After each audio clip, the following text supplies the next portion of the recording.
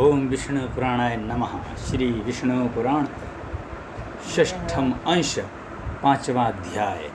आध्यात्मिक आदि त्रिविध तापों का वर्णन, भगवान तथा वासुदेव शब्दों की व्याख्या और भगवान के पारमार्थिक स्वरूप का वर्णन। श्री पराशर जी बोले, हे मैत्रेय, आध्यात्मिक, आधिदैविक और आधिभौतिक तीनों तापों को जानकर ज्ञान और वैराग्य उत्पन्न होने पर पंडितजन आत्यंतिक प्रलय प्राप्त करते हैं। आध्यात्मिक ताप शारीरिक और मानसिक दो प्रकार के होते हैं। उनमें शारीरिक ताप के भी कितने ही भेद हैं वह सुनो। देखो, शिरोरोग, प्रतिश्याम यानी पीनस, ज्वर, शूल, भगंदर, गुल्म, अर्श मीन्स बबासीर, शोथ, सूजन, श्वास, दमा, छर्दी तथा नेत्र रोग। अतिसार और कुष्ठ आदि शारीरिक कष्ट भेद से दैहिक ताप के कितने ही भेद हैं। अब मानसिक तापों को सुनो। हे द्विजश्रेष्ठ, काम, क्रोध, भय, द्वेष, लोभ, मोह, विषाद, शोक, असूया यानी गुणों में दोषारोपण, अपमान, ईर्ष्या और मात्सर्य आदि भेदों से मानसिक ताप के अनेक भेद हैं। ऐसे ही नाना प्रकार के भेदों से युक्त ताप को आध्यात्मिक कहते हैं। मनुष्यों को जो दुख मृग, पक्षी, मनुष्य, पिशाच, सर्प, राक्षस और सरीसृप यानी बिच्छू आदि से प्राप्त होता है उसे आधि भौतिक कहते हैं। तथा हे द्विजवर, शीत, उष्ण, वायु, वर्षा, जल और विद्युत आदि से प्राप्त हुए दुख को श्रेष्ठ पुरुष आधिदैविक कहते हैं। ठंडा तथा आधिदैविक है। हे मुनि श्रेष्ठ, इनके अतिरिक्त गर्भ, जन्म, जरा, अज्ञान, मृत्यु और नरक से उत्पन्न हुए दुख के भी सहस्रों प्रकार के भेद हैं। अत्यंत मलपूर्ण गर्भाशय में उल्ब, गर्भ की झिल्ली से लिपटा हुआ ये सुकुमार शरीर, जीव जिसकी पीठ और ग्रीवा की अस्थियां कुंडलाकार मुड़ी हुई रहती हैं, माता के खाए हुए अत्यंत तापप्रद खट्टे, कड़वे, चरपरे, गर्म और खारे पदार्थों से जिसकी वेदना बहुत बढ़ जाती है, जो मलमूत्र रूप महापंक में पड़ा संपूर्ण अंगों में अत्यंत पीड़ित होने पर भी अपने अंगों को फैलाने या सिकोड़ने में समर्थ नहीं होता और चेतना युक्त होने पर भी श्वास नहीं ले सकता, अपने सैकड़ों पूर्व जन्मों का स्मरण कर कर्मों से बंधा हुआ अत्यंत दुखपूर्वक गर्भ में पड़ा रहता है। उत्पन्न होने के समय उसका मुख मल, मूत्र, रक्त और वीर्य आदि में लिपटा रहता है और उसके संपूर्ण अस्थि बंधन प्राजापत्य यानी गर्भ को संकुचित करने वाली वायु से अत्यंत पीड़ित होते हैं।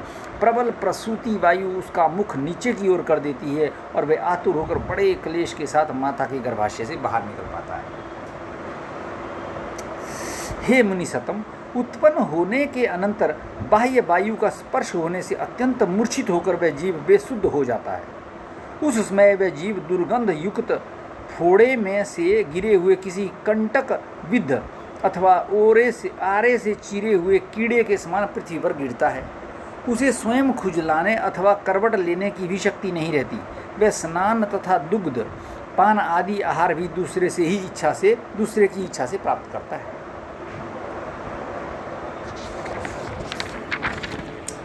अपवित्र मलमूत्र आदि में सने हुए बिस्तर पर पड़ा रहता है। उस समय कीड़े और डांस आदि उसे काटते हैं, तथापि वे उन्हें दूर करने में भी समर्थ नहीं रहता। छोटे बच्चे को काटते ना। इस प्रकार जन्म के समय और उसके अनंतर बाल्यावस्था में जीव आदि भौतिक आदि अनेकों दुख भोगता रहता है। अज्ञान रूप अंधकार से आवृत होकर मूढ़ हृदय पुरुष ये नहीं जानता कि मैं कहाँ से आया हूँ, कौन हूँ, कहाँ जाऊँगा तथा मेरा स्वरूप क्या है, मैं किस बंधन से बंधा हूँ, इस बंधन का क्या कारण है अथवा ये अकारण ही प्राप्त हुआ है, मुझे क्या करना चाहिए और क्या नहीं करना चाहिए तथा क्या कहना चाहिए और क्या नहीं कहना चाहिए, धर्म क्या है, अधर्म क्या है, किस अवस्था में मुझे किस प्रकार रहना चाहिए, क्या कर्तव्य है और क्या अकर्तव्य है, अथवा क्या गुण में है और क्या दोष में है। इस प्रकार पशु के समान विवेक शून्य शिशनोदर परायण पुरुष अज्ञान जनित महान दुख भोगते हैं। हे द्विज, अज्ञान तामसिक भाव विकार है, अतः अज्ञानी पुरुषों की तामसिक कर्मों के आरंभ में प्रवृत्ति होती है। इससे वैदिक कर्मों का लोप हो जाता है। मनीषी जनों ने कर्म लोप का फल नरक बतलाया है। इसलिए अज्ञानी पुरुषों को इहलोक और परलोक दोनों जगह अत्यंत ही दुख भोगना पड़ता है। शरीर के जरा जरित हो जाने पर पुरुष के अंग प्रत्यंग शिथिल हो जाते हैं, उसके दांत पुराने होकर उखड़ जाते हैं और शरीर झुर्रियों तथा नस नाड़ियों से आवृत हो जाता है। उसकी दृष्टि दूरस्थ विषय के ग्रहण करने में असमर्थ हो जाती है, नेत्रों के तारे गोलकों में घुस जाते हैं, नासिका के रंध्रों में से बहुत से रोम बाहर निकल आते हैं और शरीर कांपने लगता है। उसकी समस्त हड्डियां दिखलाई देने लगती हैं, मेरुदंड झुक जाता है तथा जठराग्नि के मंद पड़ जाने से उसके आहार और पुरुषार्थ कम हो जाते हैं। उसमें उसकी चलना फिरना, उठना बैठना, सोना आदि सभी चेष्टाएं बड़ी कठिनता से होती हैं। उसके श्रोत्र और नेत्रों की शक्ति मंद पड़ जाती है तथा लार बहते रहने से उसका मुख मलिन हो जाता है। अपनी संपूर्ण इंद्रियां स्वाधीन न रहने के कारण वह सब प्रकार मरणासन्न हो जाता है तथा स्मरण शक्ति के क्षीण हो जाने से वह उसी समय अनुभव किए हुए समस्त पदार्थों को भी भूल जाता है। उसे एक वाक्य उच्चारण करने में भी महान परिश्रम होता है तथा श्वास और खांसी आदि के महान कष्ट के कारण वह दिन रात जागता रहता है। वृद्ध पुरुष औरों की सहायता से ही उठता तथा औरों की बिठाने से ही बैठ जाता है, अतः वह अपने सेवक और स्त्री पुत्र आदि के लिए सदा अनादर का पात्र बन जाता है। उसका समस्त शौचाचार नष्ट हो जाता तथा भोग और भोजन की लालसा बढ़ जाती है। उसके परिजन भी उसकी हंसी उड़ाते हैं और बंधुजन उससे उदासीन हो जाते हैं। अपनी युवावस्था की चेष्टाओं को अन्य जन्म में अनुभव की हुई सी स्मरण करके वह अत्यंत संतापवश दीर्घ निश्वास छोड़ता रहता है। इस प्रकार वृद्धावस्था में ऐसे ही अनेकों दुख अनुभव कर उसे मरण काल में जो कष्ट भोगने पड़ते हैं वे भी सुनो। कंठ और हाथ पैर शिथिल पड़ जाते हैं तथा शरीर में अत्यंत कंप छा जाता है। बार बार उसे गलानी होती है और कभी कुछ चेतना भी आ जाती है। उस समय वे अपने हिरण्य यानी सोना, धन धान्य, पुत्र पुत्री, पुत्र स्त्री, भृत्य और गृह आदि के प्रति इन सब का क्या होगा, इस प्रकार अत्यंत ममता से व्याकुल हो जाता है। उस समय मर्मभेदी करकच यानी आरे तथा यमराज के विकराल बाण के समान महाभयंकर रोगों से उसके प्राण बंधन कटने लगते हैं। उसकी आंखों के तारे चढ़ जाते हैं। वे अत्यंत पीड़ा से बारंबार हाथ पैर पटकता है तथा उसके तालू और होंठ सूखने लगते हैं। फिर क्रमशः दोष समूह से उसका कंठ रुक जाता है, अतः वह घर घर शब्द करने लगता है तथा ऊर्ध्वश्वास से पीड़ित और महान ताप से व्याप्त होकर क्षुधा तृष्णा से व्याकुल हो उठता है। ऐसी अवस्था में भी यमदूतों से पीड़ित होता हुआ वह बड़े क्लेश से शरीर छोड़ता है और अत्यंत कष्ट से कर्मफल भोगने के लिए यातना देह प्राप्त करता है। मरण काल में मनुष्यों को ये और ऐसे ही अन्य भयानक कष्ट भोगने पड़ते हैं। अब मरणोपरांत उन्हें नरक में जो यातनाएं भोगनी पड़ती है वह भी सुनो। प्रथम यम किंकर अपने पाशों में बांधते हैं, फिर उनके दंड प्रहार सहने पड़ते हैं। तदंतर यमराज का दर्शन होता है और वहां तक पहुंचने में बड़ा दुर्गम मार्ग देखना पड़ता है, बड़ा ही टफ रास्ता। हे द्विज, फिर तप्त बालू का अग्नि यंत्र और शस्त्र आदि से महाभयंकर नरकों में जो यातनाएं भोगनी पड़ती हैं वे अत्यंत असह्य होती हैं। आरे से चीरे जाने, मूस में तपाए जाने, कुल्हाड़ी से काटे जाने, भूमि में गाड़े जाने, शूली पर चढ़ाए जाने, सिंह के मुख में डाले जाने, गिद्धों के नोचने, हाथियों से दलित होने, तेल में पकाए जाने, खारे दल दल में फंसने, ऊपर ले जाकर नीचे गिराए जाने और क्षेपण यंत्र द्वारा दूर फेंके जाने से नरक निवासियों को अपने पाप कर्मों के कारण जो जो कष्ट उठाने पड़ते हैं उनकी गणना नहीं हो सकती। हे द्विश्रेष्ठ, केवल नरक में ही दुख हों सो बात नहीं है। स्वर्ग में भी पतन का भय लगे रहने की से कभी शांति नहीं मिलती। नरक अथवा स्वर्ग भोग के अनंतर बार बार वह गर्भ में आता है और जन्म ग्रहण करता है तथा फिर कभी गर्भ में ही नष्ट हो जाता है और कभी जन्म लेते ही मर जाता है। जो उत्पन्न हुआ है वह जन्मते ही बाल्यावस्था में, युवावस्था में, मध्य वय में अथवा जरावस्था में जराग्रस्त होने पर अवश्य मर जाता है। अब तक जीता है, जब तक जीता तब तक नाना प्रकार के कष्टों से घिरा रहता है। जिस प्रकार की कपास का बीज तंतुओं के कारण सूत्रों से घिरा रहता है, द्रव्य के उपार्जन, रक्षण और नाश में तथा इष्ट मित्रों के विपत्तिग्रस्त होने पर भी मनुष्यों को अनेकों दुख उठाने पड़ते हैं।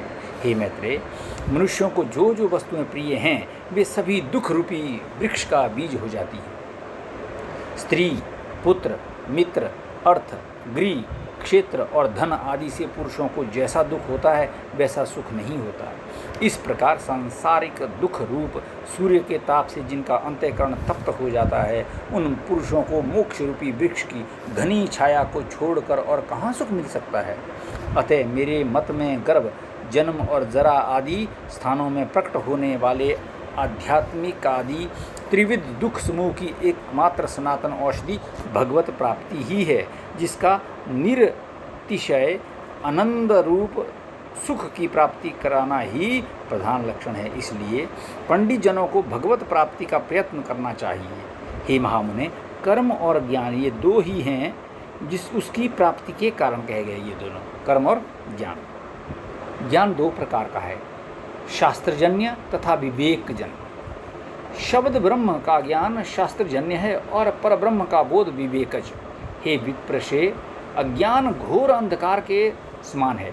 उसको नष्ट करने के लिए शास्त्रजन्य ज्ञान दीपकवत और विवेकज ज्ञान सूर्य के समान है। हे मुनिश्रेष्ठ, इस विषय में वेदार्थ का स्मरण कर मुनि जी ने जो कुछ कहा है वे बतलाता हूँ, श्रवण करो। ब्रह्म दो प्रकार का है, शब्द ब्रह्म और परब्रह्म।